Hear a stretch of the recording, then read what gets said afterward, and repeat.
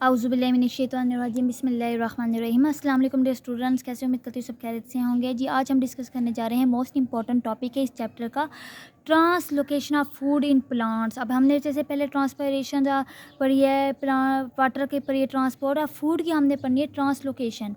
पहले मैं सबसे पहले डिस्कस करूँगी इस ब्लू बॉक्स को। इस ब्लू बॉक्स में मेन बहुत अहम इंपॉर्टेंट बात बताई गई है कि जो जाइलम होते हैं ना, उसका सिर्फ एक पैसेज वे था कि वो वाटर और साल्ट को रूट से leaf from roots to leaf तक ले जाए।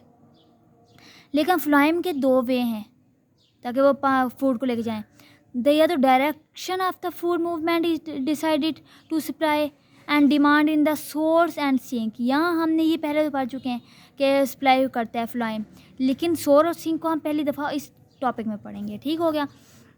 हम जानते हैं कि इनसाइड द प्लांट बॉडी में फूड ट्रांसपोर्ट होती है from one part to the another through the phloem tissues. For transportations के लिए इनवॉल्व प्लांट्स एंड ग्लूकोज ये कन्वर्टेड हो जाती है इनटू द ग्लूकोज में।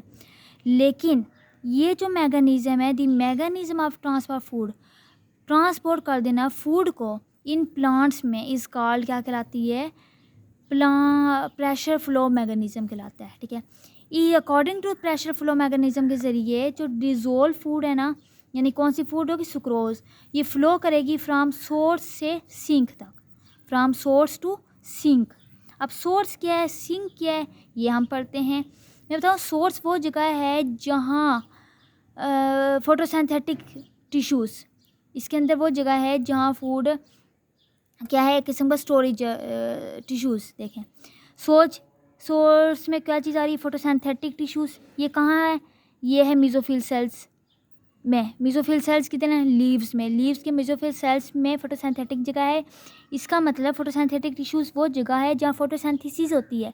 फोटोसिंथेसिस के अमल में ग्लूकोज बनती है। ग्लूकोज यानी हमने किस पे कन्वर्ट कर दिया, सुक्रोज में। और स्टोरेज टिश्यूज़ यानी रूट्स में ये होती हैं, स्क्रोज होती हैं, रूट्स में स्क्रोज स्टोरेज होती हैं।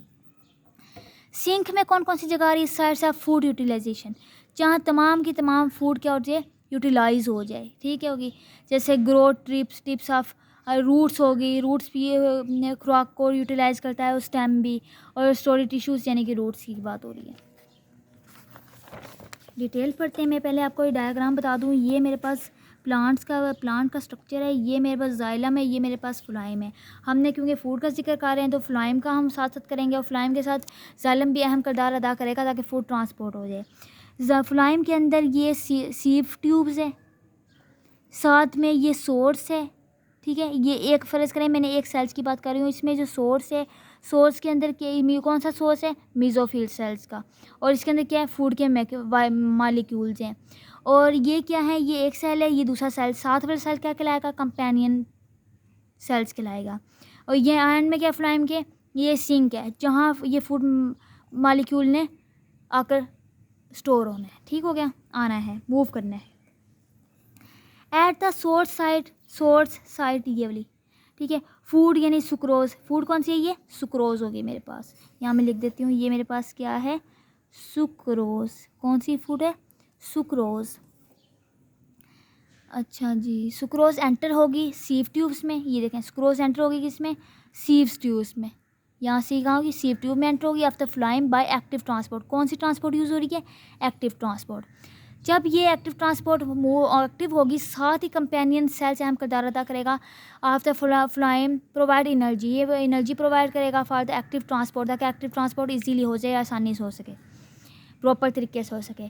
ड्यू टू हायर सैल्यूट होगी कंसनट्रेशन इन सीव ट्यूब्स में दैन द नेबिट जाइलम टिश्यू, इसमें कंसनट्रेशन ज़्यादा होगी as compare to xylem tissues में। तो वाटर फ्लो होगा फ्राम सीव ट्यूब्स में बाय द ऑस्मोसिस में। अब जाइलम क्या करेगा, जाइलम अपने अंदर से पानी को मूव करेगा सीव ट्यूब्स में, लेकिन किसके ज़रिए, ऑस्मोसिस के ज़रिए। ठीक हो गया।